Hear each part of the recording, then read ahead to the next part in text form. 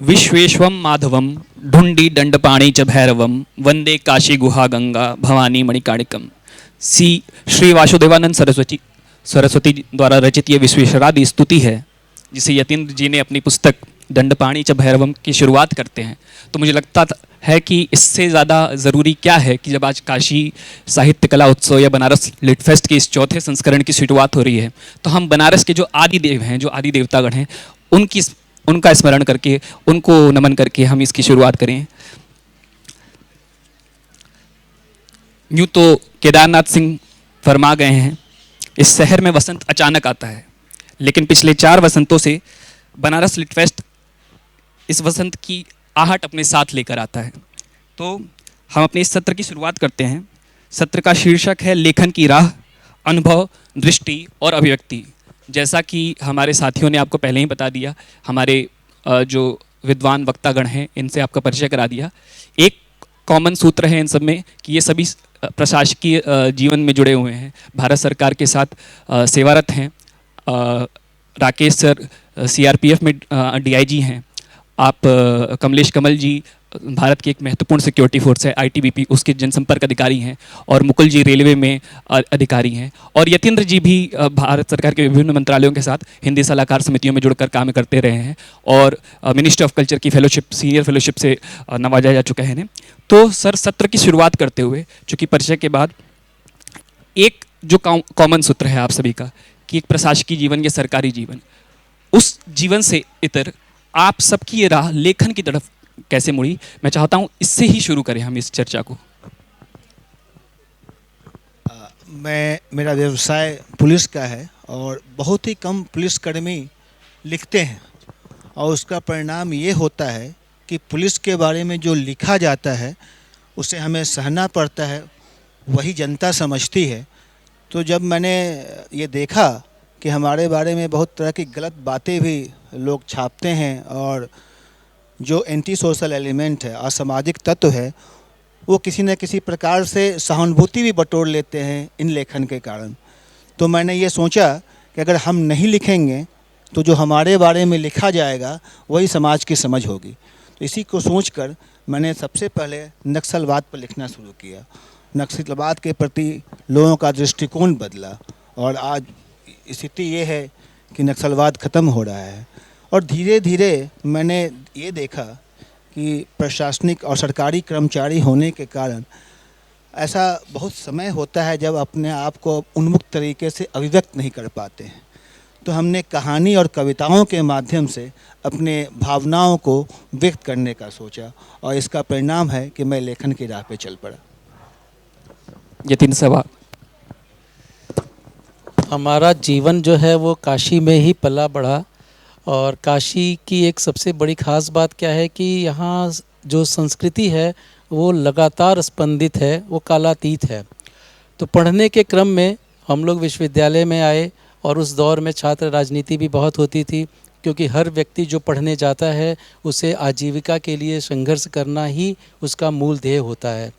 उस क्रम में साइंडाई को हम लोगों ने देखा, छात्र हितों के जो नुकसान हुए, उस क्रम में एक बात समझ में आई कि अगर हमें भारत को कुछ आगे ले जाना है तो एक ऐसा सच है जो कहीं न कहीं शब्दों का ही सच है, जो रह जाता है, बाकी चीज़ें आती और चली जाती हैं। तो शाश्वत जो शब्द है उसे सहेजा जाए, और उसे सहेजने के लिए हमने पूरा जीवन हिंदी साहित्य के लिए समर्पित कर दिया। और इसी क्रम में कई पुस्तकें हमारी आज विश्वविद्यालयों के सिलेबस में हैं। अब जो पढ़ाने के क्रम में वो बच्चे भी पढ़ते हैं, और धीरे धीरे एक समय ऐसा आता है कि हमको लगा कि अब काशी को भी लिखा जाए, क्योंकि धरती का पहला भूखंड यही काशी है, जो परंपरागत है और आज भी जीवित है। तो कहीं ना कहीं हम लोगों ने एक टीम बनाया है काशी में, और उसके अनुसार हम लोग काशी को जी रहे हैं, और जो जी पा रहे हैं वही लिख रहे हैं। यही अभी वर्तमान में हमारा यथार्थ है। कमलेश सर, आप इसे सामान्य दृष्टिकोण से भी देख लेते हैं। मानव मन में दूसरे से जुड़ने की एक दुर्निवार इच्छा होती है। कोई भी व्यक्ति है वह चाहता है अधिक से अधिक लोगों में जुड़े, अधिक से अधिक लोगों से उसका तादाद में बने। अगर आप संवेदनशील हैं, यह इच्छा और भी दुर्निवार हो जाती है। तो दूसरों से जुड़ने का एक माध्यम लेखन हो जाता है और स्वयं को खोजने का, तलाशने का एक माध्यम भी लेखन हो जाता है। और इसके साथ उस बात को मिला दीजिए कि महान किसी लेखक ने ही कहा कि महान आप तब बनते हैं जब आप ऐसा कुछ करना चाहते हैं जो आपके जाने के बाद भी जीवित रहे और जिसका कद आपके कद से बड़ा हो। लेखन भी इसके लिए एक सूत्र हो सकता है। भाषा के प्रति एक बचपन से रुझान, एक उसके प्रति उत्कट चाह कि शब्दों के संसार में घुसना, कि शब्द बनते कैसे हैं, शब्दों की कुंडली बनाना, ये बचपन से ही मुझे शब्दों के बारे में एक रुचि थी, तो शब्दों की राह पकड़ ली। अभी भी वही कर रहा हूँ, आजीविका के लिए नौकरी करता हूँ, आत्मा के लिए लिखता हूँ। जी। सबसे पहले तो बनारस साहित्य महोत्सव, बनारस लिटरेचर फेस्टिवल का तहे दिल से आभार कि उन्होंने मुझे यहाँ साहित्य प्रेमियों से जुड़ने का मौका दिया और अपनी कृतियाँ और अपने विचार साहित्य के बारे में आपसे साझा करने का अवसर मिला है। और हर्षित जी का ये प्रश्न कि सरकारी सेवा से साहित्य सृजन की ओर कैसे गए, तो ये प्रश्न बहुत बार आता है, चूँकि ये स्वाभाविक प्रश्न रहता है। तो मैं इसका उत्तर ये देना चाहूँगा कि साहित्य सृजन जो है सरकारी सेवा से पहले से चल रहा है। तो अपने अंदर बहुत ही युवावस्था में, बहुत ही जब मैं स्कूल में पढ़ता था उस समय से ही साहित्य के प्रति मैंने अपना रुझान और अपनी क्रिएटिविटी, जिसको हम जिद्दत कहते हैं, वो अपने अंदर महसूस की और वो लिखता रहा। हाँ, ये बात है कि प्रकाशित लेखक के रूप में अपनी पहचान ये मैंने सरकारी सेवा में आने के बाद बनाई है। 2012 में मेरा पहला पोइट्री कलेक्शन पब्लिश हुआ था। तो उस समय तक तो सर्विस में 1997 बैच का इंडियन रेलवे सर्विसेज का अधिकारी हूँ, तो ऑलमोस्ट 13-14 साल बाद। लेकिन जो लिखने का जो था मेरा सिलसिला वो पहले से है। तो अब तो ये फिर यात्रा निकल पड़ी है। मैं कविताएं और उपन्यास लिखता हूँ और मेरा मानना है कि साहित्य के बारे में, जैसे मैं हमारे जो को पैनलिस्ट है उनके मत से मैं सहमत हूँ कि समाज से जुड़ना और अपनी अभिव्यक्ति के थ्रू लोगों से जुड़ना। लेकिन एक चीज़ मैं कहना, जो वो एक स्वाभाविक मानव की लालसा है, लेकिन ये मैं कहना चाहूँगा कि साहित्यकार जो है और या कोई भी कलाकार, वो प्रकृति चुनती है आपको उस कला का सृजन करने के लिए, आप नहीं चुनते। मतलब लिखना, मेरा कहना है कि लेखन मेरे लिए एक चॉइस नहीं है, ये एक कंपल्शन है। तो वो अपने आप ही निकल के आता है और जब तक वो अभिव्यक्ति ना हो जाए तब तक आप अपने से शांति महसूस नहीं करेंगे, आपको वो बेचैन रखेगा। और वही जो बेचैनी है, वो बेचैनी जो है वो किसी भी सृजन के लिए बहुत ही महत्वपूर्ण है। उसके बिना आप कोई भी रचना आप नहीं कर सकते हैं। धन्यवाद। तो जैसा कि मुकुल सर ने कहा कि सृजन के लिए बेचैनी जरूरी है, वही बात बाकी वक्ताओं ने भी कही। राकेश जी ने कही कि अपना पर्सपेक्टिव देना जरूरी था, क्योंकि नक्सलियों के संदर्भ में और जिस क्षेत्र में आप कार्य कर रहे थे वो एक बड़ा ही संघर्षपूर्ण क्षेत्र है, संवेदनशील क्षेत्र है, लेकिन एक ही पर्सपेक्टिव आता था, पुलिस का पर्सपेक्टिव नहीं आ पाता था।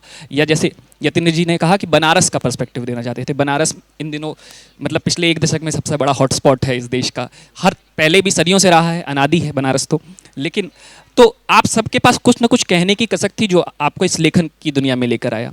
लेकिन सर, ये जो मतलब अनुभव तो आप सबके पास संचित है, आप सब लोग इतने अनुभवी लोग हैं अपने अपने क्षेत्र में, तो उस अनुभव को दृष्टि देना कैसे शुरू हुआ? कि लेखक की दृष्टि जो सबसे महत्वपूर्ण चीज़ होती है, कि वो कहाँ से शुरुआत हुई? आप जब सारे लोग जब रचनाएं करना शुरू करते हैं तो वो क्या होता है कि किस तरीके से उस दृष्टि को, क्या मतलब वो शुरुआत ही उसी से होती है या फिर वो लिखते लिखते बनती है? जैसा कि कमलेश जी ने कहा, संवाद की इच्छा होती है और मुकुल जी ने कहा कि बेचैनी होती है। तो ये संवाद करने की जो बेचैनी होती है, उसी कारण हमें ये लगता है कि हम हमारे अंदर की जो भावनाएं हैं उसको व्यक्त करें। और मैं जिस सेवा में हूँ वहाँ समाज में हर तबके के लोग से हमारा इंटरेक्शन होता है, उनको देखते हैं, उनके जीवन स्तर को देखते हैं, और समाज में जितनी कमियां हैं कहीं ना कहीं उसमें पुलिस का हाथ रहता है, और पुलिस में जितनी कमियां हैं वो समाज की कमियों को ही अभिव्यक्त करता है। तो इसलिए हम समाज में एक प्रत्यक्ष प्रशासक के रूप में हमेशा पहचाने जाते हैं। इसलिए हम पर लांछन भी लगते हैं और हमें प्रोत्साहन भी मिलता है। तो हमारा संवाद का जो स्तर है वो ज़्यादा ही होता है लोगों के साथ। तो हमारी भावनाएं भी बहुत तरह की आती हैं। इन भावनाओं को जब अभिव्यक्त करने की इच्छा होती है तो हम कलम उठा के लिखते हैं। लोगों को आश्चर्य भी होता है कि जिन्हें लाठी और बंदूक चलाना आता है वो कलम से कैसे लिख पाते हैं। ये भी मैं समझता हूँ कि एक तरह का भ्रम है, क्योंकि जितने भी पुलिसकर्मी होते हैं या प्रशासनिक सेवाओं से जुड़े लोग होते हैं वो सरकारी दफ्तरों में अपने फाइलों के निपटाने के बावजूद भी अपनी संवेदनाओं को जीवित रखते हैं। लोगों की एक धारणा है कि अगर आप सरकारी फाइलों को निपटा रहे हैं तो आपकी धारणाएं या आपकी संवेदनशीलता ख़त्म हो चुकी है, कुंठित हो चुकी है, जबकि ऐसा होता नहीं है। मुझे लगता है कि हम में संवेदनशीलता के जो स्तर है वो और भी ज़्यादा प्रभावित होती है, और हम चाहते हैं कि समाज भी हमको समझे, हमारी भावनाओं को भी समझे, और हम जो करते हैं और जिस तरीके से समाज के प्रति हमारा रुझान और हमारा कर्तव्य परायणता का दृष्टिकोण रहता है तो समझें। इसके लिए हम अपने आप को लेखन के तरीके से समझाते हैं लोगों को। नितिन सर, आप। दरअसल जब विद्यार्थी जीवन व्यक्ति का होता है तो वो 3 गज में ही जीवन जीता है, और सृजन के लिए भी 3 गज का ही क्षेत्र ऐसा होता है जहाँ हम एकाग्र होते हैं और एकांत में हम कुछ लिख पाते हैं। जैसा भी आपने कहा कि अभी काशी जो है वो एक प्रोडक्ट के रूप में कुछ समय से चल रहा है। अगर हम साहित्य में तलाशें काशी को तो हमको लगता है कि उसमें वर्तमान जो लेखन हुए हैं कुछ वर्षों में, उसमें काशी ही नहीं है, बाकी सब कुछ मिलता है। तो जब एक सृजनकार सोचता है कि हम जिस परिवेश में पले हुए बड़े हुए वहाँ पर काशी को जैसा हमने देखा, जैसा महसूस किया, जिस शिवत्व को देखा, जिस शक्तित्व को देखा, वो चीज़ें नहीं मिलती हैं। तब लगा कि नहीं, काशी को लिखना चाहिए, और उस काशी को लिखना चाहिए जो हमारा एक तरीके से संपूर्ण विश्व का वही इतिहास है जो काशी में जीवित रूप में है। हमारे पौराणिक वैदिक ग्रंथों में, वो स्मृतियों में लिखा हुआ है। हम कालातीत जाएं तो एक लंबा कालखंड का हमारा इतिहास है, और उसका रिकॉर्ड भी अभी सोनभद्र के पास मिलता है कि हम ये नहीं कह सकते कि हम 2, 4, 5 हज़ार साल के पुराने लोग हैं। अभी भी एक शारदा लिपि है जो नहीं पढ़ी जा सकी है। तो हमारा इतिहास हमें एक पर्दे के पीछे नहीं दिख रहा है। वह जिस दिन दिख जाएगा तो हम दुनिया को बता सकेंगे कि हम वह हैं जहाँ से दुनिया शुरू होती है, और हम ही तक सारी दुनिया समाहित भी होती है, क्योंकि हम वसुधैव कुटुंबकम के छाते के नीचे ही हमारा पूरे भारत वंश की परंपरा रहती है। इसको कैसे कहा जाए, कैसे समझा जाए, और कैसे वर्तमान को एक साथ जोड़ा जाए, इसी क्रम में जब 3 गज की दूरी में एक व्यक्ति सोचता है तो हम संपूर्ण भारत के जो लोग कलम से लिख रहे हैं, जो अपना जीवन स्याही बना करके समर्पित कर रहे हैं भारत को, जिसे आज भारत विद्या के रूप में भी समझा जा सकता है, कल आने वाले दिनों में इसी की ज़रूरत होगी। जब काशी में दुनिया आएगी और पूछेगी कि हम किस काशी की बात कर रहे हैं, हमने जो काशी कभी पढ़ा था, जिस काशी को शायद हम लिपि के माध्यम से पढ़ भी नहीं पाए, तो वह कैसी काशी थी। तो काशी के क्रम में जब हम विचार करके लिखना शुरू करते हैं तो लगा कि शिव तक सारी बातें आके रुक जाती हैं। तो एक सवाल उठा कि शिव ने, बगल में प्रयागराज में भी माघ महोत्सव चल रहा है, सारे लोग आ रहे हैं स्नान करने, तो हुआ कि राजा दिवोदास को संकल्प के माध्यम से नाग वासुकी ने काशी का राज्य सौंपा। तो जब काशी का राज्य उन्हें मिला तो अगर भारत कहे तो धरती का पहला राजा दिवोदास को हम कह सकते हैं, क्योंकि उनके पहले राजा की कोई व्यवस्था नहीं दिखाई देती सृष्टि में। अब राजा दिवोदास को राज्य देने के बाद शिव की कृपा से शिव को इच्छा होती है कि कैसे हम दोबारा उस काशी को आएँ। मंदार पर्वत से वो विचार करते रहते हैं। विचार क्रम में सारे देवता, आज की भाषा में प्रोटोकॉल की तरह, सभी देवता शिव को काशी में लाने के लिए काशी आते हैं और आ कर के काशी में बस जाते हैं। तो इस काशी आने और बसने के क्रम में और आखिर में शिव आते हैं और शिव की काशी हो जाती है पुनः। इसी को हम लोगों ने दंडपाणि च भैरवम में लिखा है, और यह एक उपन्यास की शैली में है, और ये रिसेंट है, इसलिए हमने थोड़ी सी चर्चा यहाँ करना उचित समझा। क्योंकि लेखन, हम किसी एक विषय को तो कहते ज़रूर हैं, पर कहीं ना कहीं हम चक्र की तरह घूमते रहते हैं और आखिर में जाकर हम उसी बिंदु में समाहित हो जाते हैं। तो लेखन एक सृजन की श्रृंखला है, श्रृंखलाबद्ध लेखन के रूप में आज हम अभी काशी के इस क्रम में रुके हुए हैं। जी कमलेश सर, आपसे भी वही सवाल कि ये दृष्टि कहाँ से आती है लेखन के लिए? देखिए, मुझे लगता है पहली चीज़ जो पहला धागा है, पहला सूत्र है, वो यही मैंने कहा था कि दूसरों से जुड़ने की दुर्निवार इच्छा। किसी भी तरह के लेखन का जो कैशौर्य है, कौमार्य है कहिए, वो वहीं से है जहाँ पर आपको लगता है कि मेरे अंदर कुछ ऐसा है जिसको मैं एक्सप्रेस कर दूँ, अभिव्यक्त कर दूँ, दुनिया के सामने रख दूँ। अब आपके मन में विचारों के तांते लग जाते हैं, भाव आपके पास हैं, तो भावों के पुष्प जो है वो शब्दों के धागे में आप गूंथना चाहते हैं। तो वहाँ पर जब शब्द और भाव आपस में प्रतिस्पर्धा करने लगें, शब्द बेहतर कि भाव बेहतर, जब इस तरह से शब्द और भाव प्रतिस्पर्धा करने लगते हैं तो साहित्य की निर्मिति होती है। इसलिए तो कहते हैं कि भाषा के माध्यम से जीवन के व्यक्ति साहित्य है, क्योंकि वहाँ आपके मन में जो भाव हैं उसके लिए सटीक समुपयुक्त शब्द की आपने सर्ज लिया है, सिरज लिया है, बरत लिया है, उसको फिर आप एक्सप्रेस कर देते हैं। अब जब आपने जो कुछ लिख दिया, आरंभिक समय में एकालाप आत्मालाप के दौर में किशोर मन की बातें आती हैं, धीरे धीरे आप अनुभव की भट्टी में पकते हैं, तपते हैं, उसके बाद आपका जो जहाँ वैचारिकी आपकी प्रखर होती है, शुरुआत आपने एकालाप से किया है, जुड़ने की इच्छा से किया है, फिर आपकी वैचारिकी बनती है। जब आप एक बार आपकी वैचारिकी बन गई, फिर आपके लेखन में एक धार आता है, शिल्प को साधने लगते हैं, शब्द को मांझने लगते हैं। तो भाव आपके अंदर की चीज़ है, शब्द आपने बाहर से लिए हैं, लेकिन जब आपने शिल्प को साध लिया, शब्द को मांझ लिया और इसके बाद आपके शब्द आपके भाव आपस में प्रतिस्पर्धा करते हैं, तो कुछ ऐसा सिरज देते हैं आप, जो दूसरा जब उसको पढ़ता है तो वह सरस्वती तत्व जो आपके लेखन से निकला था वह उससे कनेक्ट कर जाता है। इसको लेखन में सरस्वती तत्व कहते हैं कि जो सृष्टा है, जो सर्जक है, उसके मन, उसकी भाव दशा, उसकी मनोदशा ठीक उसी तरह से उसके शब्दों के माध्यम से रूपायित हुई और पढ़ने वाला ठीक उसी भाव दशा में पहुंच गया। ऐसा नहीं है कि घर से चले थे करके मामला साफ, हम बस उनके सामने बात बदल बसी गई, नहीं, जैसा कहा था ठीक वैसा एक्सप्रेस हो गया। जितना अधिक आप ये कर पाएंगे, हम यहाँ बैठे हैं सभी लोग, हमारे लिए सुधी जन यहाँ आए हुए हैं, लेकिन जो हम कहना चाह रहे हैं हमारे शब्द ठीक उसी भाव दशा में हमारे किसी जो सुधी जन उन तक नहीं पहुँचे, तो फिर इसका जो प्रयोजन है वो खो जाएगा। तो साहित्य में यह सबसे बड़ी चीज़ है, साहित्य का भाव। उनको जो मैं कह रहा हूँ इसमें उनके लिए क्या है, आखिरी कुर्सी पर बैठे हुए या बाद में जो सुनेंगे उनके लिए क्या है, इसको हम कहते हैं साहित्य में निहित सहित भाव। साहित्य सामने वाला का क्या हित है, क्या सिर्फ एकालाप, मैं अपनी बात कर रहा हूँ, एकालाप कर रहा हूँ, इससे साहित्य का हित होना है? नहीं है, यह साहित्य सेवा भी नहीं है।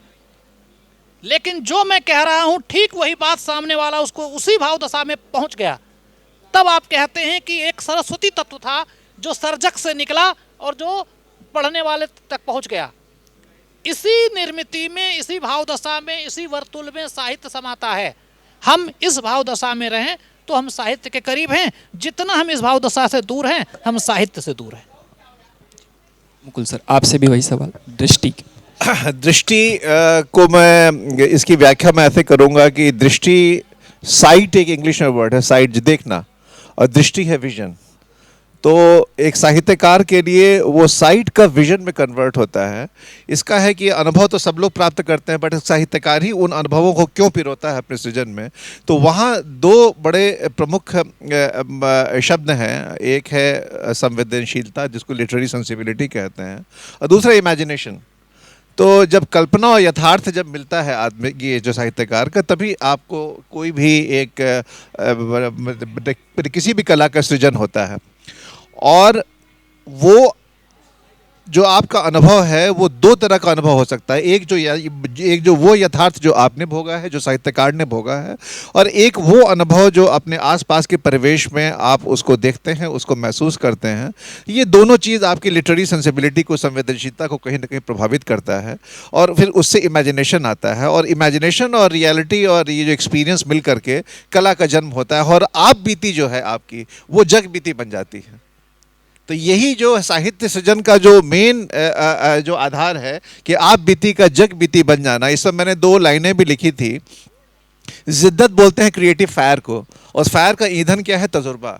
तो जिद्दत की आग में तजुर्बा जलाया है, हसासियत में राख मिला स्याही बनाया है। तो सेंसिबिलिटी में जब वो राख मिलती है तो वो स्याही बनती है और वो आपसे प्रभावित होती है। ऐसे बहुत सारे लेखकों का भी मैं कुछ नाम बस यहाँ पे लूँगा जिन्होंने जो बहुत ही अपने यथार्थ को उन्होंने इस तरह से दृष्टि पाई है अपने यथार्थ से, और वो साहित्य जो हुआ है और लोगों ने समाज को, उन्होंने एक समाज का दर्पण पेश किया है। उसमें चार्ल्स डिकेंस, अगर इंग्लिश के अगर आप मतलब लेंगे, ओलिवर ट्विस्ट में उन्होंने एक बच्चे की कहानी से कैसे उस समय में जो आपका अर्बनाइजेशन था, इंडस्ट्रियलाइजेशन था, उसमें चाइल्ड लेबर से लेके पावर्टी से लेकर के और तमाम इस तरह का चित्रण जो किया है उन्होंने, वो देखिए आज एक टाइमलेस क्लासिक के रूप में आ गया।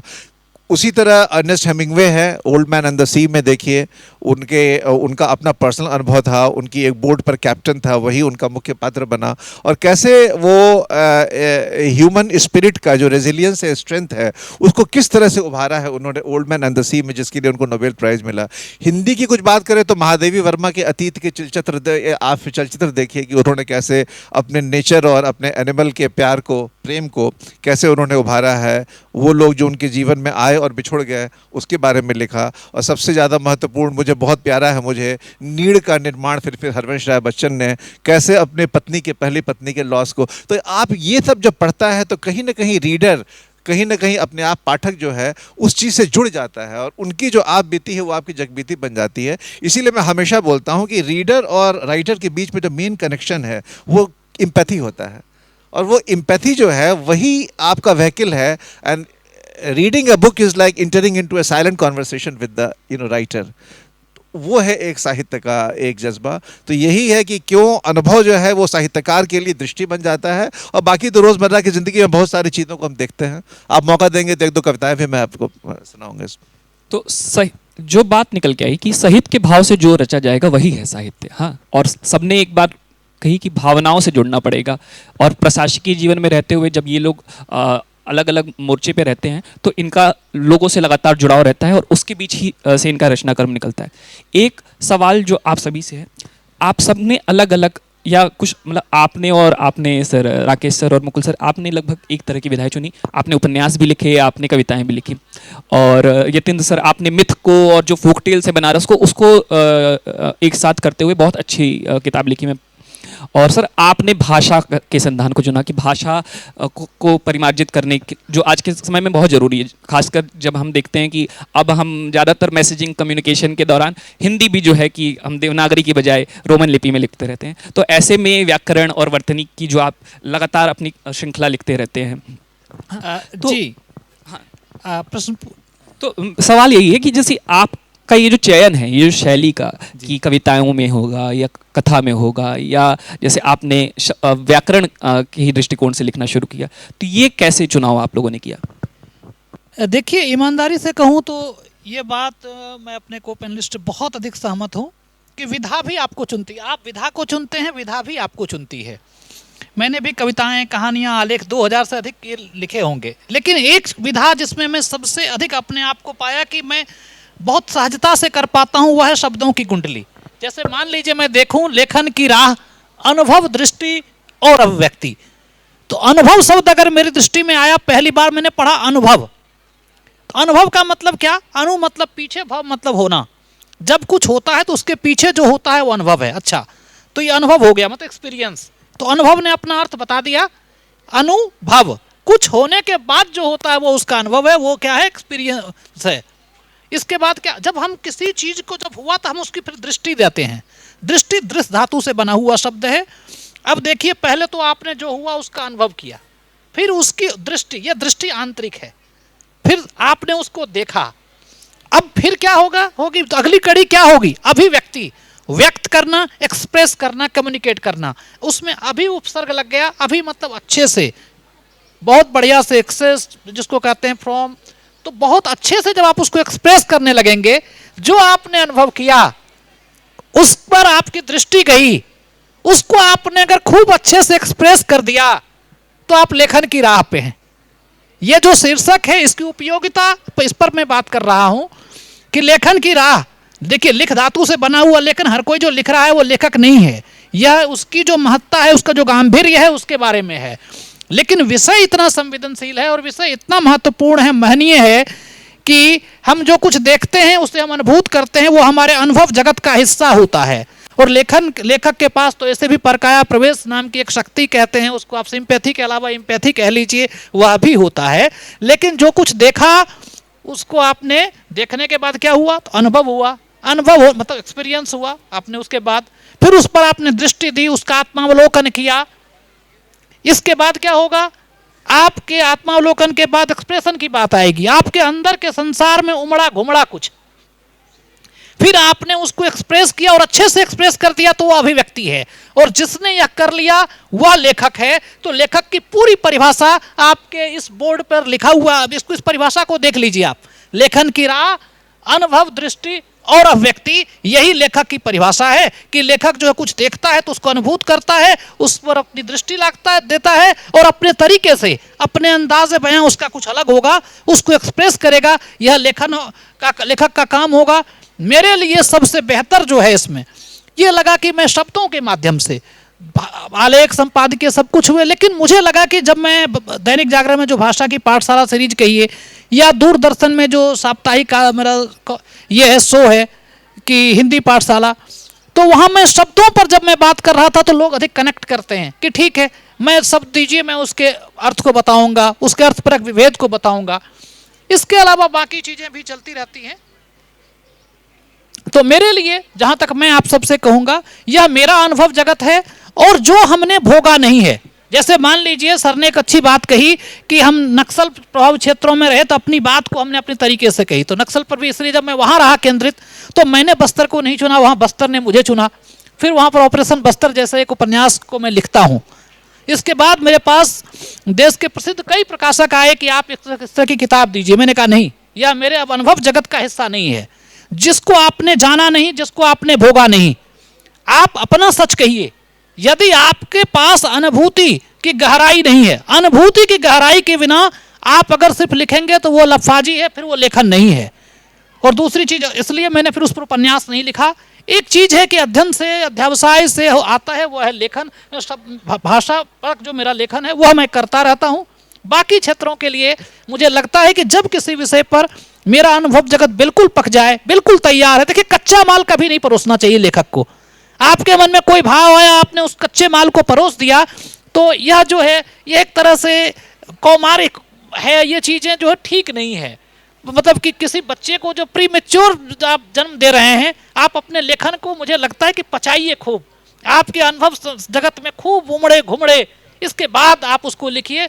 वही चीज़ है, ऐसी वैसी बातों से तो चुप रहना ही बेहतर है, या फिर ऐसी बात करो जो चुप रहने से बेहतर हो। तो हमको जो लिखें, हमारे शब्द जो हैं वो एकदम, जिसको कहते हैं your word should travel with the speed of a bullet and penetrate deep into the target. ऐसा कुछ कर दें कि आपके शब्द जो आप लिखें तो चमत्कृत करें। और मेरा काम इसमें होता है, लेखकों के लिए भी, जो भाषा के अध्येता हैं उनको भी और लेखकों को भी, मेरा कार्य होता है कि उनके शब्दों को, जैसे मैंने कहा, दो अंग हैं लेखक के, भाव शब्द प्रतिस्पर्धा करते ही हैं कि शिल्प को साधना, शब्द को मांझना। तो मैं करता हूँ कि उनके शब्द जो हैं सटीक हों, सुंदर हों, समुपयुक्त हों, तब भाषा सारगर्भित, समलंकृत कैसे बने, तो मैं उस पर कार्य करता हूँ, शब्दों की कुंडली बनाता हूँ। मेरा लेखन संसार ऐसा है जी। धन्यवाद। आपने जो चयन किया सर, ये मिथ और फोक टेल्स जो बनारस की थी उसको, तो ये मतलब ये चयन कैसे? दरअसल पढ़ता हुआ लेखक जो है वो एक साधक होता है। और लेखक शब्द हम भले अभी कह रहे हैं, लेकिन जब हम पढ़ते हैं तो ये नहीं पता होता कि कल हमें ही लिखना होगा। हम एक पढ़ते हुए क्रम से आगे बढ़ते हैं और संसार फैकल्टी में देखना चाहता है, पर लेखक जब लिखता है तो उसको नहीं पता होता कि वह कविता लिखने जा रहा है, गद्य के फॉर्मेट। जैसे भी आपने कहा कि हम जब सोचते हैं और जब लिपिबद्ध करते हैं, दोनों में दो तरीके होते हैं। सोचते समय हम बहुत कुछ विराट सोचते हैं, लिखते समय कभी कभी हम गद्य में सोच रहे हैं लेकिन लिख काव्य में रहे हैं, कभी कभी हम कविता में सोचते हैं और लिख गद्य में रहे हैं। तो ऐसे ही व्यतिक्रम के साथ जब हम लिखते हुए एक परिधि पार करते हैं, तब कहीं न कहीं एक ऐसी पृष्ठभूमि तैयार होती है जिसे हम कह सकते हैं कि नियति ने हमें चुन लिया कि हमसे यही लिखाना है। तो जब नियति तय कर लेती है कि जितने भी विराट स्वरूप में हम कहीं दिख रहे हैं, किसी भी स्वरूप में हम सोच रहे हैं, लेकिन हम सोचने तक की मेरी अपनी सीमाएं हैं, लिखने की सीमा हमारी अपनी नहीं होती, एक लेखक की नहीं होती। तो नियति जब तय करती है कि आपको यही लिखना है, तो अब वही फॉर्मेट भी तय कर देती है। और जब फॉर्मेट तय होता है तो जो हमने विषय वस्तु तैयार किया, तो हमको सारी चीज़ें, जैसे कभी ये ज़मीन है, ज़मीन में एक दूब का घास है, बगल में एक आम का पेड़ भी है, एक का काम है दूब के एक दायरे तक बढ़ना है, आम के पेड़ को फल तक जाना है, वैसे ही नियति भी तय कर देती है कि अमुक व्यक्ति को इसी विधा में लिखना है। तो जिस विधा को हमने कह रहे हैं कि वो मेरी लिखी विधा है, जबकि सच में उसको हमारे साधना ने कहा कि तुम्हें इसी दिशा में लिखना है, और अक्सर हम उसी रास्ते पे चल पड़ते हैं जो रास्ता हमें पहले से निर्धारित है। अब आई बात कि हमने कैसे चुना ये, तो हमने भी चूँकि भाषा विज्ञान के विद्यार्थी रहे हैं और हमें अवसर मिला है काशी में रहने के कारण कि अपने समय के लगभग सभी विद्वानों की गोद हमें मिली है। जिनके पास हम शायद जा न सकें, उन्हें हमने छुआ है। वो जो अनुभूति है वो काशी में ही मिल सकती है और हर जगह नहीं मिलती। तो भाषा विज्ञान के कारण हमने भाषा विज्ञान की तरह से लिखना पढ़ना भी सोचा, जिसमें ग्रामर है, जैसा भी आपने कहा। लेकिन लगता है कि जब स्वयं लिखाने की प्रकृति शुरू होती है, एक समय ऐसा आता है कि लगता है कि अब यही लिखा जाए। तो जो हमने काशी की बात कही, तो अब काशी हम शब्द जरूर कह रहे हैं, पर इस काशी में संपूर्ण भारत समाहित है। छोटी छोटी गलियों में एक एक राज्य से ज़्यादा विश्व के लोग यहाँ बसते हैं। और ऐसा नहीं कि कोई एक दिन, 2 दिन, 1 महीने, 2 महीने के लिए आया, यहाँ भी लोग अपना पूरा जीवन लगा करके जी रहे हैं। तो जब काशी को आप लिखते हैं तो कहीं ना कहीं कश्मीर भी लिख डाल रहे हैं, कहीं ना कहीं प्रयाग भी लिख ले रहे हैं, दक्षिण का द्रविड़ भी लिख ले रहे हैं, और गुजरात, मतलब ऐसा कुछ छोड़ नहीं रहे हैं अगर काशी लिख रहे हैं। क्योंकि काशित्व जो है, काशी संपदा जो है, उसमें संपूर्ण भारतवर्ष है। और वह भारतवर्ष ऐसा है जिसमें सारी पर्वत श्रृंखलाएँ हैं, सारी, अब हम गंगा की बात कर रहे हैं तो 5 नदियाँ बनारस में हैं, कुछ स्थूल रूप से हैं, कुछ हमें साक्षात दिख रही हैं, और नदी के रूप में प्रयाग से होते हुए हमारे पास आ ही रही है गंगा। तो मिलती हुई सारी नदियाँ एक होती हैं। तो कह रहे हैं हम काशी, लेकिन हम नदियों को भी कह जा रहे हैं। कह रहे हैं हम काशी, लेकिन हम हिमालय, ये विंध्य पर्वत श्रृंखला को भी कह जा रहे हैं। तो हम कहीं न कहीं पंच तत्व को हम संपूर्ण रूप से परिभाषित करते हैं, जिसको आज हम मिथक कहते हैं वैश्विक प्रणाली में, जबकि शायद वही हमारा इतिहास है, वह मिथक नहीं है। लेकिन चूंकि हम उस परिवेश में उसको बांध रखे हैं तो हम मिथक कह रहे हैं। तो काशी जब हम बात कर रहे हैं तो वो पंचतत्व के विभिन्न विधाओं को, अग्नि की भी बात कर रहे हैं, हवा की बात कर रहे हैं, जल की बात है ही। तो कहीं न कहीं इन्हीं सब चीज़ों में अब जब हम करके, लिख करके अलग हटते हैं तो पता चलता है कि हमने उपन्यास लिख दिया, फिर लगता है कि हमने कहानी लिखा। तो विधा ठीक है, पाठक के रूप में विधा तय हो रही है, लेकिन लेखक तो स्वतः स्फूर्त जो लिख रहा है वो लिखता जा रहा है। कभी हमसे वो कविता बन गई, कभी वो हमसे उपन्यास बन गया। यही हमारे जीवन का यही सच है। जी, धन्यवाद। राकेश सर, आपसे भी यही सवाल, और आपकी तो जो हालिया किताब है कुछ दिन के कुछ बातें, उसमें ये चीज़ आई भी है कि आप कथात्मक गद्य भी लिख रहे हैं, रचनात्मक गद्य भी लिख रहे हैं, और फिर कविताएं भी लिख रहे हैं। वो एक ही किताबों का संकलन है। दिल तो बच्चा है, दिल में जो भाव उमड़ते हैं मैं उसको लिख देता हूँ, कभी कविताओं के रूप में, तो कभी कहानी के रूप में, कभी अंग्रेजी में तो कभी हिंदी में। हमारे साथ जो मंच पर बैठे हैं वो मुझे लेखक हैं, और मैं लेखक बनने की राह में हूँ। मुझे भाषा का उतना ज्ञान नहीं है, और बहुत सारी ऐसी गलतियाँ हो जाती है जो हमारे एडिटर है उसको सुधारते हैं, लेकिन भावों की मेरी बहुत समझ है। और मैं चाहता हूँ कि भाषा कमज़ोर भी पड़े, भाव नहीं कमज़ोर पड़ने चाहिए। इसलिए जब भी किसी तरह का भाव आता है मैं लिखने लगता हूँ, और लिखने के प्रयास में भाषाएं भी सुधरती रहती है। हमारे मित्र हमें इसमें हेल्प करते हैं। दूसरा, मैं ये देखता हूँ कि लोग भाषा विज्ञान के विद्यार्थी हैं, कमलेश जी का शब्दों पर महारत हासिल है। मुझे लगता है मुझे प्रेम पर महारत हासिल है। जब भी प्रेम की भावना उभरती है, हमारे कलम में कुछ ताकत आ जाती है और मैं कुछ लिख देता हूँ।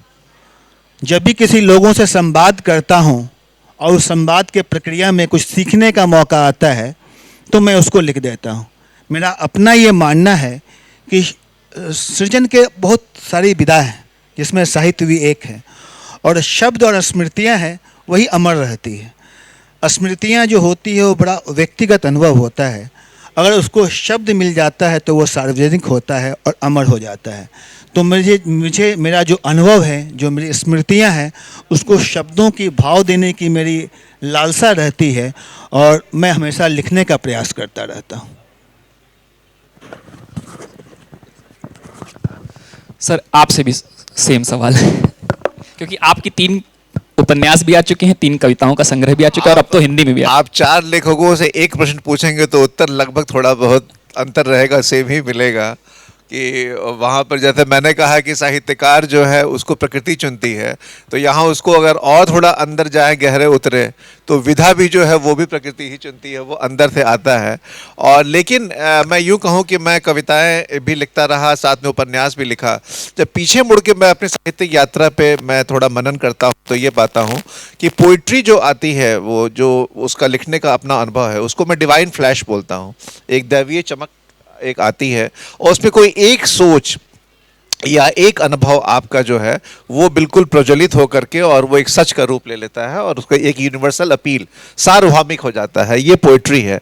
फिक्शन लिखने पे जो बड़ी मेहनत है भाई, वो अगर आपने एक ऐसी फीलिंग आई मुझे, एक गॉडली फीलिंग जिसको बोलते हैं, बिकॉज एक उपन्यास जब आप लिखते हैं तो एक समानांतर संसार का, एक समानांतर अंतरिक्ष का सृजन कर रहे हैं आप, और जो आप उसमें मुख्य पात्र है, उसमें आपके डिफरेंट कैरेक्टर्स हैं, उनका जो परिवेश है वो एक तरह से आपके जीने का एक पैरेलल, समानांतर एक परिवेश बन के उभरता है। वो सेटिस्फैक्शन जो है, वो एक अनुभूति, वो बिल्कुल एक अलग अलग अनुभूति है। तो एक उपन्यास की अनुभूति लिख जाने के बाद एक अलग अनुभूति है, एक कविता। और पोइट्री को डिवाइन फ्लैश में बोलता हूँ, समरसेट मॉम बिल्कुल सही बोलते हैं कि it is the crown of literature. Crown इसीलिए बोला जाता है कि भाई डिवाइन फ्लैश है कहीं ना कहीं, और इसके लिए आपको बिल्कुल एक मेहनत, जैसे कि आप यूं कह लें कि राम और कृष्ण जो हैं वो विष्णु के अवतार हुए, लेकिन जब पृथ्वी पर आए तो उनको मेहनत करना पड़ा। तो एक उपन्यासकार को वो मेहनत आपको करनी पड़ेगी, तभी आप एक समानांतर संसार का आप सृजन कर सकेंगे। राकेश जी की बात अगर यूं कहें कि बड़े मजे हुए लेखक हैं, तो मैं एक अपना अनुभव साझा करूं। मुझे कई साल लग गए ये समझने में कि जो मैं लिखता हूं वो वाकई कविता है कि नहीं है।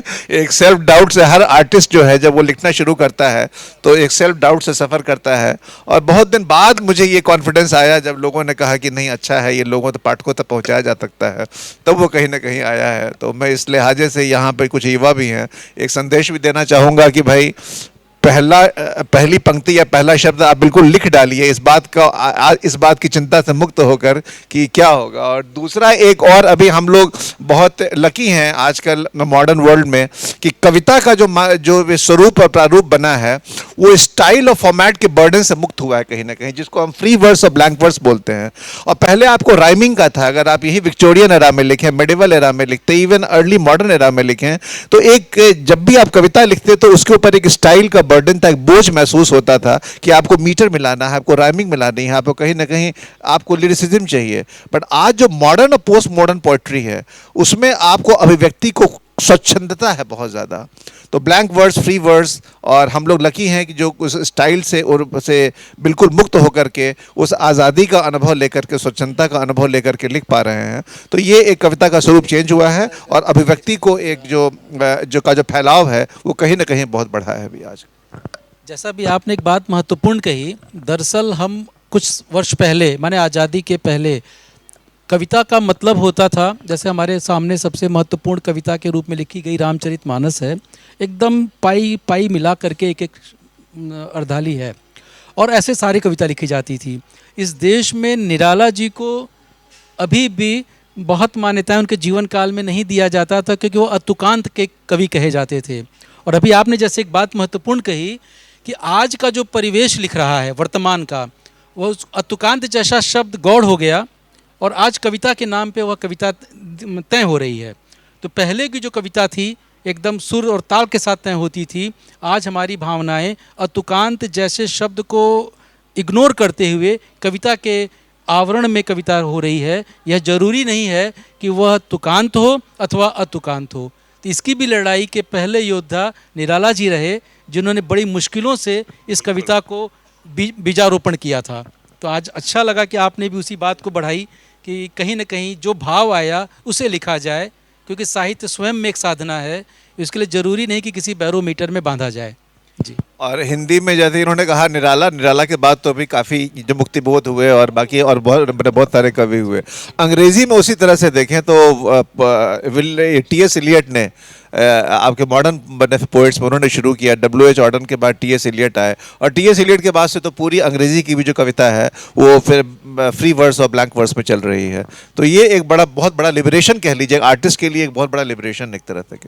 और जहाँ तक बात भाषा के भी पीछे जाएं, नाद की बात शुरू करें, तो आचार्य पाणिनि हमारे लिए सबसे मायने रखते हैं, क्योंकि वो एक ऐसा समय था जहाँ वो नहीं पढ़ पा रहे थे, अपने गुरु की बताई बातों को नहीं पढ़ पा रहे थे। तो गुरु ने एक बात कही कि ये नहीं आ रहा, ये पलाश के पत्ते में लिखा जाता था, इसको पी जाओ।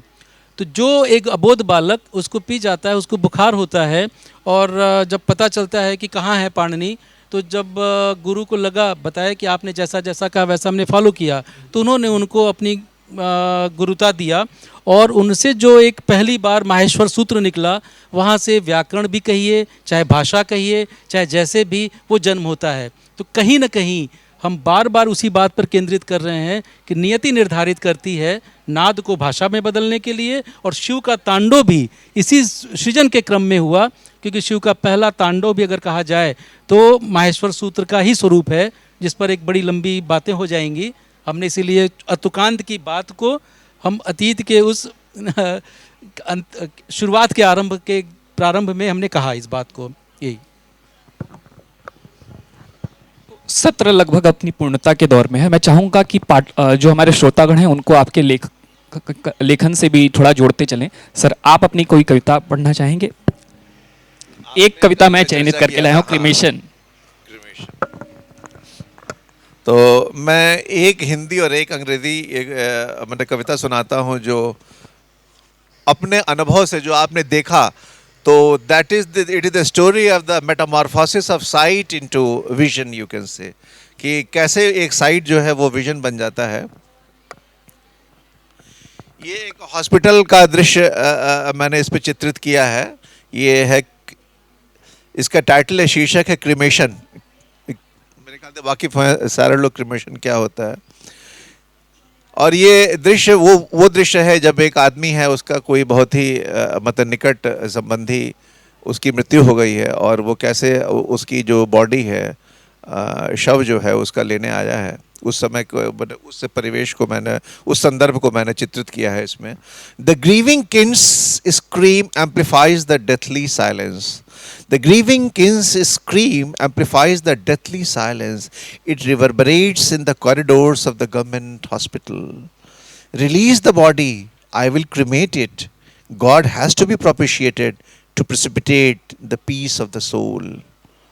आप शव को लेते हैं, वो करते हैं, और आप मानते हैं कि अब वो परमात्मा के साथ उसका मिलन हो गया, आत्मा का, उसको आप कहीं ना कहीं उसको आप एक सेरेमनी में बांधते हैं। Police is yet to arrive. अब जवाब क्या आता है? Police is yet to arrive. Procedure is long and formalities are galore. And ambulance is still awaited. Don't lose patience for the peace of the patients. Counsels the doctor with tact and poise. The king's anxiety, अब उसका क्या उसके ऊपर प्रभाव आ रहा है? The king's anxiety is smothered. He sits forlorn on the visitor's bench, his head reconciled but heart in revolt, throat teary but eyes in fumes. Loneliness rests in a crowded corner. His words have been engulfed by the haunting thought, what has been cremated for the peace of the bodies moving around. ये last line है कि वो सोच रहा है कि ये जो मृत जीवित है, उनको लग रहा है वो आदमी जो उसके दुख से, उसकी व्यथा से अपने आप को जोड़ नहीं पा रहे हैं। तो वो एक लास्ट लाइन, बस यही जो लास्ट जो होता है, जो एक आर्टिस्ट अपनी तरफ से कुछ ऐसा बोल जाता है जो पूरे मानव की सभ्यता के लिए, मानवता के लिए कहीं ना कहीं आप उससे रिलेट कर पाते हैं, वो यही है। एक मैं हिंदी की छोटी सी कविता सुना दूंगा।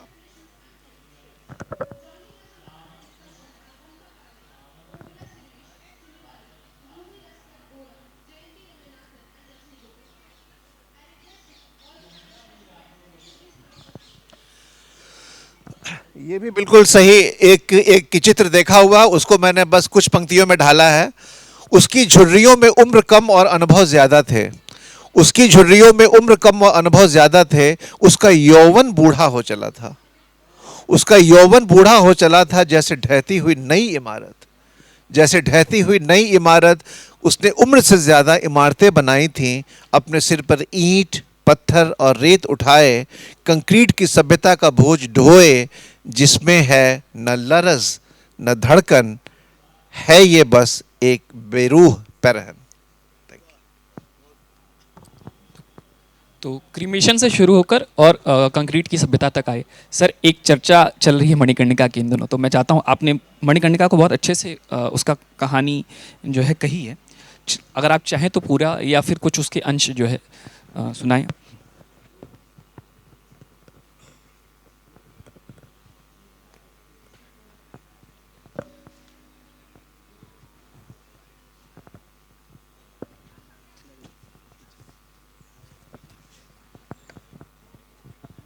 दरअसल जब हम काशी का नाम लेते हैं तो काशी के घाट और काशी की गलियां वो शाश्वत हैं।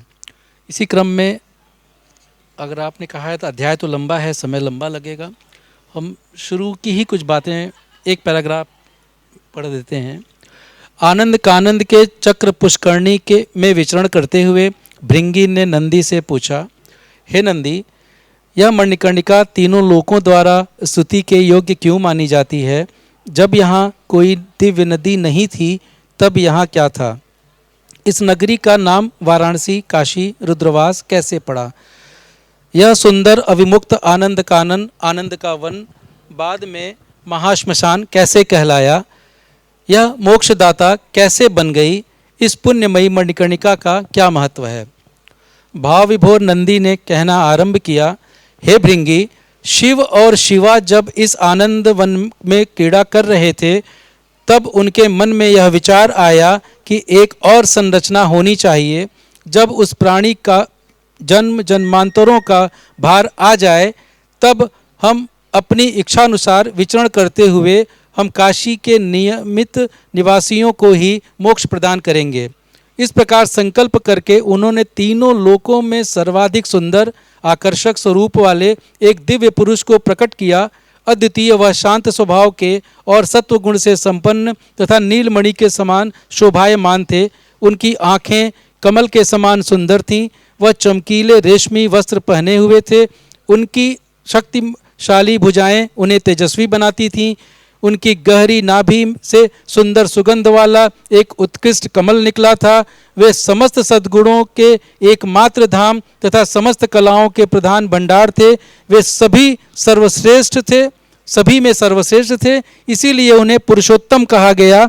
इस अद्भुत पुरुष को परमात्मा, इस अद्भुत पुरुष को परमता से अलंकृत देखकर महादेव ने कहा, अच्युत महाविष्णु बनो, वेद आपके प्राण होंगे, उनके द्वारा आप सब कुछ समझोगे। वेद में बताए गए तरीकों से सब कुछ उचित रीति से करो। भगवान विष्णु से ऐसा कहकर ईशान रुद्र शिव सहित आनंद कानन में प्रवेश हुए। आशय हम काशी में प्रवेश तक ही रोक देते हैं। यही जो विष्णु का स्वरूप है यही मणिकर्णिका का है। इसलिए मणिकर्णिका के बारे में एक पक्ष हम बता देना चाहते हैं कि मणिकर्णिका शमशान घाट के रूप में ज़्यादा जाना जाता है, लेकिन मणिकर्णिका कुंड है, तीर्थ कुंड है, और तीर्थ कुंड से ही शमशान घाट की बात आती है। तो शमशान घाट अलग है और मणिकर्णिका कुंड अलग है। दोनों अगल बगल में होके दोनों शिवत्व को प्राप्त करता है। यही। कमलेश सर, आप अपनी किसी रचना को साझा करना चाहेंगे?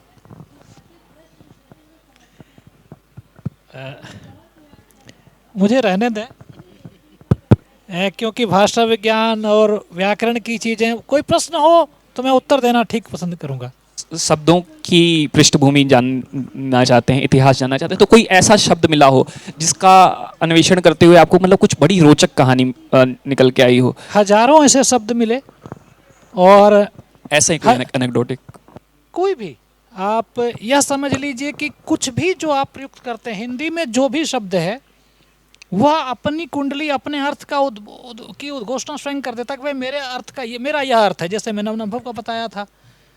और अभी मुझे लगता है कि जिस इस मंच पर समय भी कम है, तो अगर पाठकों से हम कोई प्रश्न लें तो वो ज़्यादा बेहतर है कि कोई भी शब्द आप जानना चाहें, किसी भी शब्द की कुंडली चाहें, तो वो ज़्यादा बेहतर है बजाय इसके कि मैं कुछ शब्द बताऊं, हमारे प्रश्न करें। जैसे एक चीज़ देखिए कि प्रश्न पूछा नहीं जाता है, प्रश्न किया जाता है। प्रश्न का शाब्दिक अर्थ होता है परीक्षा या पूछना, तो प्रश्न पूछना गलत है, इसलिए प्रश्न किया जाता है, सवाल पूछा जाता है।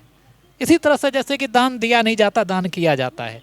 तो पाठक जब हिंदी से जुड़ा हुआ, चूँकि मैं देश भर में घूमता हूँ, शब्दों के लिए लोगों को सजग करता हूँ, तो जो शब्द आते हैं, मैं जैसे दूरदर्शन का भी मेरा शो है, तो वहाँ एंकर के मन में जो भी प्रश्न उनके मन में आए, वह प्रश्न करती है तो मैं उत्तर दे देता हूँ कि ये शब्द ऐसे बने, मुझे लगता है अच्छा है। अब या तो पाठक श्रोताओं में से हम किसी से, आप में से किसी को कुछ पूछना हो, किसी शब्द की व्युत्पत्ति, उसकी पृष्ठभूमि। हम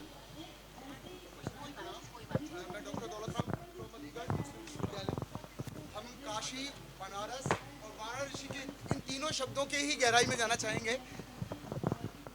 हमारा बनारस, काशी जी और वाराणसी तीनों शब्दों की गहराई में जाना चाहेंगे कि इन शब्दों का क्या इतिहास रहा है और ये किस तरीके से समाज में स्थापित हो पाए। आप प्लीज। अब एक चीज़ देखिए कि बनारस में तो वैसे आपको रस दिख ही रहा है ना, और वाराणसी जो उसका पुराना ये है, तो इस पर जो तत्सम तद्भव और उसके जो ओरिजिन की व्याख्या है, इसका ऐतिहासिक संदर्भ में इतना आपको कहता हूँ कि काफ़ी लंबा है, तो एक आलेख मैं लिख दूंगा जल्दी ही, जागरण में इस पर मैं एक कॉलम दे दूंगा। बहुत बहुत आभार, बहुत शुक्रिया। जो मेरी भाषा की पाठशाला आप लोग सोमवार को देखते होंगे, सब देखते हैं, सब देखते हैं, पूरा देश देखता है। कॉलम ही मैं लिख देता हूँ इस पर, जल्दी से उस पर मैं कर दूंगा। बहुत बहुत आभार, बहुत आभार। प्रतीक्षारत।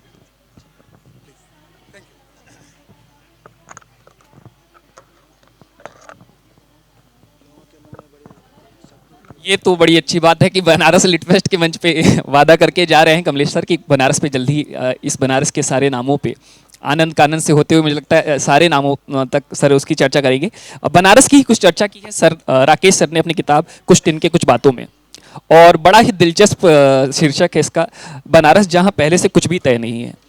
और इसमें एक प्रसंग का उल्लेख किया है। आप सभी जानते हैं हमारे सांसद और देश के माननीय प्रधानमंत्री नरेंद्र मोदी जी हर समय, मतलब साल में 10-12 चक्कर लगते हैं, और बनारस वाले तो उनका इंतज़ार करते रहते हैं, क्योंकि उनके आने से लगातार कुछ न कुछ उपलब्धियां ही जुड़ती रहती हैं शहर में। तो ऐसी ही एक प्रसंग का जिक्र किया है। ये मुझे लगता है पिछले चुनावों के समय घटित हुआ था, या यूपी इलेक्शन 2022 के बीच, जब पप्पू के चाय की अड़ी पे गए थे माननीय प्रधानमंत्री जी, और चाय की अड़ी के बीच का एक प्रसंग जो लिखा है सर, आप सुनाना चाहें तो मुझे लगता है कि ये ज़्यादा रोचक होगा।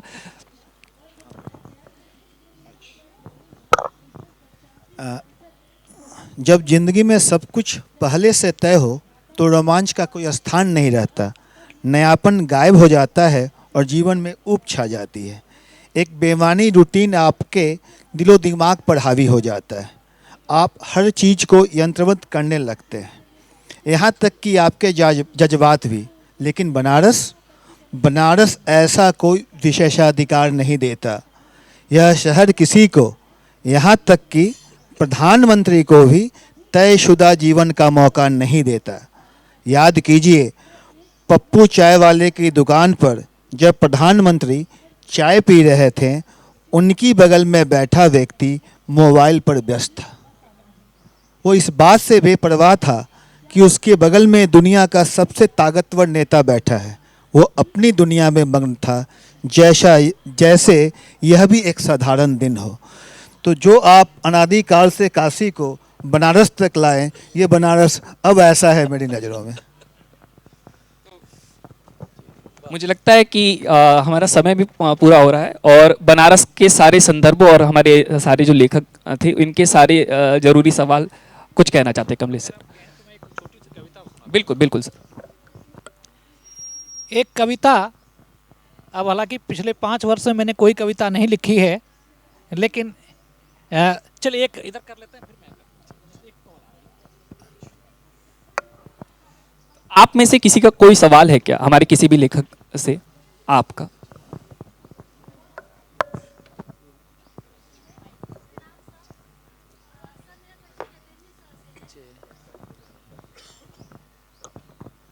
सर, आपने काशी के बारे में लिखा है, और ये जान के पहली बात तो हमें बहुत खुशी हुई, हमें आपके किताब के बारे में पता नहीं था, अब हम ज़रूर वो पढ़ेंगे।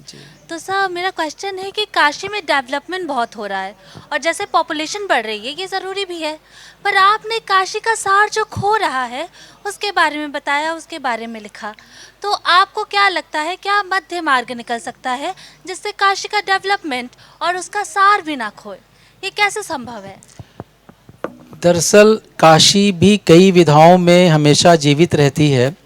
अभी हम काशी में त्रासदी का जो एक शब्द आपके लिए शब्द कहा जाए, काशी त्रासदी के दौर में सांस्कृतिक रूप से गुजर रही है, क्योंकि जब शासन के माध्यम से हम किसी भी सीमा रेखा को खींचते हैं तो उसका एक परिसीमन अलग होता है, और जब जब शासन ने काशी को लिखना चाहा है तब तब काशी के साथ दुश्वारियां हमेशा रही हैं, क्योंकि काशी ने हजारों, नंबर 1 2 4 नहीं, हजारों त्रासदी झेला है। और आज हम कुछ साल वर्षों की बात कर रहे हैं, हम पीछे जाएं तो इसी काशी में सारनाथ है। तो माने जब सारनाथ बना होगा पहली बार तो कभी शिवत्व को कहीं न कहीं कोई इज़्म भी है, तो जब जैनिज़्म भी पनपा होगा तो कहीं न कहीं उस शिवत्व को कुछ खटका होगा, और फिर ऐसे ही क्रमशः फिर बहुत चीज़ें रही हैं। तो ऐसा नहीं है कि आज हम काशी के त्रासदी पे खड़े हैं, काशी इन्हीं त्रासदियों के बाद बार बार ढही है और बार बार पनपी है। हम अभी कई इस प्रांगण में बैठे हैं, इसका नाम नंदेसर कोठी कहा जाता है। अतीत में जाएं तो ये नंदीश्वर यहाँ पर हैं, और नंदीश्वरी मंदिर बगल में है, कभी आपको अवसर मिले आ जाए हैं तो बगल में जा सकते हैं, जहाँ राजा साहब लोग अभी भी उनकी कोठी है। तो नंदीश्वरी और नंदीश्वर के नाम पे ये नंदेसर कहा गया, आज हम नंदेसर कह रहे हैं और नंदेसर कोठी हो गया। तो जब कभी नंदीश्वर घूम रहे होंगे, पीछे वरुणा का तट है, कभी इसी वरुणा भी आपने सवाल पूछा कि क्या वाराणसी का कंसेप्ट क्या है, तो वाराणसी के हम ठीक अभी वरुणा नदी के तट पर बैठे हैं, पीछे वरुणा नदी बह रही है, ये वाराणसी का एक परिसीमन खींच रही है, और आखिर में बनारस के दक्षिणी छोर पर अस्सी नदी है, जो आज नदी के रूप में नहीं है, ये सूखी हुई नदी है और वो विकृत हो चुकी नदी है, दोनों के बीच में वाराणसी है। तो कहीं न कहीं जो हमने कहा, अभी हम त्रासदी में जो गुजर रहे हैं, दो नदियों का जल अपनी त्रासदी के साथ गुजर रहा है। यहाँ के नंदीश्वर भी कहीं न कहीं महसूस कि इतनी भीड़ आई होगी, शायद उनको अच्छा लग रहा होगा, लेकिन हम नंदीश्वर के पास नहीं जा पाए, हम अपने आप अपने साहित्य के साथ चले गए। तो काशी का यही सच आज भी है और यही कालातीत है, और शायद यही भविष्य भी होना है। जी क्षमा करेंगे, मैं थोड़ा सा 1 मिनट बीच में आ गया था। या सवाल है कोई? हाँ कर लीजिए। अभी आवाज़? हाँ, सर ने बात करी हेमिंगवे की और एलियट की, तमाम सारे लोगों की। सर ऑर्डन WH ऑर्डन ने भी एक बात कही थी कि पोइट्री मेक्स नथिंग हैपन। तो सर आपने बात की पोइट्री आपके लिए डिवाइन फ्लैश है, सर ने भी बात की कि जो कविता अनुभव के विरक्त होकर लिखी जाए वो लफाजी है। तो मेरा सवाल यह है कि इतना गंभीरता से लेने की ही ज़रूरत क्या है? क्या यह साहित्यिक दंभ के ज़ुमरे में नहीं आता है कि आप ये कहते हैं कि जब तक कोई डिवाइन फ्लैश नहीं होगा या जब तक कोई स्वतः अनुभूति नहीं होगी और पोइट्री नहीं लिखी जाए तब तक उससे आप साहित्य नहीं मानेंगे? मैंने अच्छा हुआ ये प्रश्न आपने पूछ लिया, अदरवाइज आप एक मेरी जो बात है वो आप तक पहुंच नहीं पाई और मुझे आपने मौका दिया अपनी बात पहुंचाने का। जब मैं डिवाइन फ्लैश कहता हूं तो यहाँ साहित्यिक दंभ नहीं है, आप कुछ नहीं है। मैंने तो आपको शुरू में ही बोला कि मैंने एक कविता लिखी थी राइटर्स ब्लॉक, जिसमें कैसे राइटर स्ट्रगल कर रहा है, कुछ उसके पास विचार आ जाएं, कुछ सोच आ जाए जिसको वो एक कलात्मक रूप दे सके, और वो नहीं दे पा रहा है। जब द मोमेंट मैंने कहा कि साहित्यकार को प्रकृति चुनती है, दंभ तो वहीं ख़त्म हो गया, दंभ की जगह ही नहीं है। दंभ तो तब है जब आप सोचते हैं कि आप सृजन कर रहे हैं। तो जब मैं डिवाइन फ्लैश की बात करता हूँ, वो डिवाइन फ्लैश मैंने बोला कि वो सृजन करने का जो अनुभूति है वो डिवाइन फ्लैश की तरह फील होती है। हम भीड़ में रहते हैं, रोज़मर्रा की ज़िंदगी में खोए रहते हैं, और अचानक उस भीड़ से आपको एक सोच आपको बिल्कुल आपके ऊपर हावी हो जाती है और आपको उस भीड़ से अलग कर देती है और आपको बाध्य कर देती है कि आप उसको अभिव्यक्ति दें। वो मैंने डिवाइन फ्लैश बोला। तो वहाँ दंभ की कहीं कोई बात नहीं है। T.S. एलियट ने जो लिखा वो कोई, आप उसको साहित्यिक दंभ का आप उसको उससे आप मत जोड़िए। वो ये लोग तो बिल्कुल एक बेचैन आत्माएं हैं, और जो कुछ साहित्य ने जो है प्रकृति ने चुना है कि आप उसको अभिव्यक्त करें, और जिससे कि मानवता की कहीं ना कहीं मेरा मानना है कि साहित्य जो है it is service to humanity also, because it is the mirror of society, it is the mirror of humanity. और कहीं ना कहीं लोगों के अंदर जो सबसे बड़ा जो मैंने कला का एक देखा है फंक्शन, कि वो मानवीय मूल्यों को, हमारी धरोहर को संजो करके रखने में, उसको प्रिजर्व करने में साहित्य का बहुत ही बड़ा योगदान रहा है। साहित्य का और किसी भी कला, ये मतलब कला का, अच्छाइयों को, मानवीय मूल्यों को, अच्छाइयों को ये कहीं ना कहीं बहुत ज़्यादा प्रिजर्व करता है ये जी। तो अब हम अपने सत्र के समापन की तरफ बढ़ रहे हैं और अंतिम कविता की प्रस्तुति है कमलेश कमल जी द्वारा। पहले तो क्षमा करेंगे कि बीच में एक अत्यावश्यक, चूँकि विभागीय दायित्व होते हैं तो कहीं एक है, तो मैं एक छोटी सी कविता पढ़ देता हूँ, चूँकि सबको कुछ पढ़ने के लिए कहा गया था। ये बूढ़े नीम के बारे में मानवीकरण है। वह बूढ़ा नीम घर के आगे PWD की जमीन में खड़ा, कृशकाय, जीर्ण बाहु, अनघ, तूफानों में कराह उठता, हिल जाता एक एक अस्थि पंजर तदनंतर, हर व्याघात में छोड़ जाता साथ कोई न कोई अपना, पंछी खोदते खरोंचते रहते उसके घावों को, पर वह निष्कलमश, निस्सहाय, निष्प्रिय पर काजी, किससे कहे अपनी हलकई अपनी फोकी, अब भी जो निचोड़ पाता अपने माँ के सूखे वक्त से, उसी से जुटाता औरों के जीने के लिए उपस्कर उपादान, किसी का दुतवन, किसी का काढ़ा, गाय बकरी से लेकर भूत तक भगाने का सोटा, और सभी का हक था उस पर। कभी वन विभाग वाले भी 2 बित्ता चमड़ा छील कर नंबर ठोक गए थे, पर कल रात की आंधी थम न पाया बेचारा, सवेरे पड़ी थी उसकी लाश मेन रोड पर ही, और भैया बोल रहे थे यह बूढ़ा है बड़ा साल वाला, इसी से बनवाऊंगा बहन के दुरागमन का संदूक, निबोरियों की बुकनी, बाकी का जलावन, कुछ भी नहीं जाएगा बेकार, कुछ भी नहीं जाएगा बेकार। धन्यवाद। तो इसी के साथ हम सत्र के समापन की ओर आ चुके हैं और मैं चाहूँगा कि आप सबको अब लेखन की राह समझ में आई होगी। जो भी इससे जुड़ना चाहते हैं, जो भी इसकी ओर बढ़ना चाहते हैं, उन्हें बहुत सारे विचार क्लियर हो गए होंगे। अब मैं एक बार चाहूँगा कि चूँकि काशी में है तो महादेव के उद्घोष के साथ इस सत्र का समापन करें। नमः पार्वती पते हर हर महादेव।